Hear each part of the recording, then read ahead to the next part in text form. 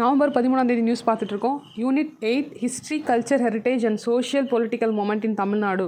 அந்த சிலபஸ்க்குள்ளே திருக்குறள் டாப்பிக்கில் நமக்கு வர்ற ஒரு நியூஸ் தான் இது. கன்னியாகுமரியில் திருவள்ளுவர் சிலைக்கு வெள்ளி விழா. அரசு சார்பில் டிசம்பர் 31, ஜனவரி 1 கொண்டாட்டம். முதல்வர் ஸ்டாலின் அறிவிப்பு. என்ன கொடுத்துருக்காங்கன்னா, டிசம்பர் 31 அண்ட் ஜனவரி 1 இந்த 2 டேவும் வந்து நமக்கு செலிப்ரேட் பண்ண போகிறோம். எதுனா இந்த திருவள்ளுவர் சிலை நமக்கு தெரிஞ்சது இருக்கு இல்லையா, அந்த சிலை நிறுவப்பட்டு 25 ஆண்டுகள் ஆயிடுச்சு. அதை நிறைவு பண்ணி அதை ஒரு ஃபெஸ்டிவலாக எடுக்கிறாங்க. கருணாநிதி சிஎம்மாக இருந்த பீரியடில் 2000 அப்போ வந்து அதோட டிசம்பர் முடிஞ்சு ஜனவரி ஸ்டார்ட் ஆகிற அந்த டைமில் இதை வந்து நிறுவியிருக்காங்க, அதை திறந்துருக்காங்க. அந்த 2000ஆம் ஆண்டில் தொடக்கத்தில் ஜனவரி 1 மக்கள் பார்வைக்கு அது வைக்கப்பட்டுச்சு. மெயினாக வந்து பார்த்திங்கன்னா 1333 அடியில் வந்து அந்த வள்ளுவரோட சிலை இருக்குது. 1/4 நூற்றாண்டு வந்து நிறைவடைஞ்சிருச்சு. அதை செலிப்ரேட் பண்ணுறது தான் இந்த ஃபெஸ்டிவல் வந்து 2 நாள் தமிழ்நாடு கவர்மெண்ட் வந்து அனுப்பிச்சிருக்காங்க. திருவள்ளுவர் வந்து எல்லாத்துக்கும் தெரிஞ்சது தான். இந்த உலகத்துக்கே ஒரு பொதுமறையை வந்து வழங்கியிருக்காரு. அதுதான் திருக்குறள்.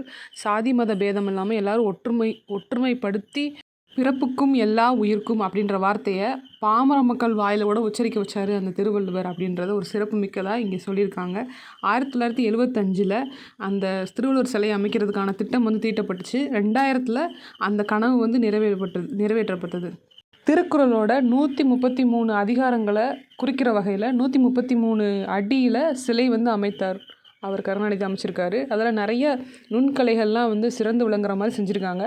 இந்த 25th ஆனிவர்சரி செலிப்ரேட் பண்ணுற மாதிரி நிறைய காம்படிஷன்ஸ்லாம் கண்டக்ட் பண்ணி அதுக்கு ப்ரைஸ்லாம் கொடுக்குறாங்க. அப்புறம் வந்து திருவள்ளுவர் சிலையை வந்து 3D லேசர் முறையை வந்து வச்சு அது மூலமாக காட்சிப்படுத்த ஒரு ஐடியா வச்சுருக்காங்க. அதை செய்ய போகிறாங்க அந்த செலிப்ரேஷனில். இதான் வந்து அந்த நியூஸ். இந்த நியூஸ் வந்து சமச்சீரில் நம்ம வந்து ஒரு சின்ன இடத்துல வந்து வருது. அதை பற்றி நம்ம பார்ப்போம்.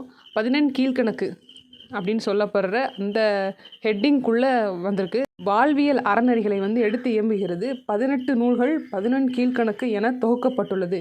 14 கீழ்கணக்குனா எத்தனை நூல் அப்படின்ற கொஷின் வந்து டிஎன்பிசியில் முன்னாடி கேட்டிருந்தாங்க. 14 அப்படின்னா 18 நூல்கள் அப்படின்றது தான் அர்த்தம் இங்கே. அவற்றில் முதன்மையானது திருக்குறள். திருவள்ளுவர் எழுதினது.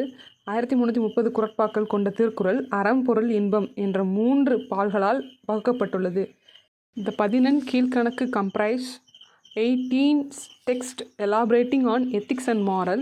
The preeminent works among these is the Tirukkural composed by Thiruvalluvar in 1330 couplets.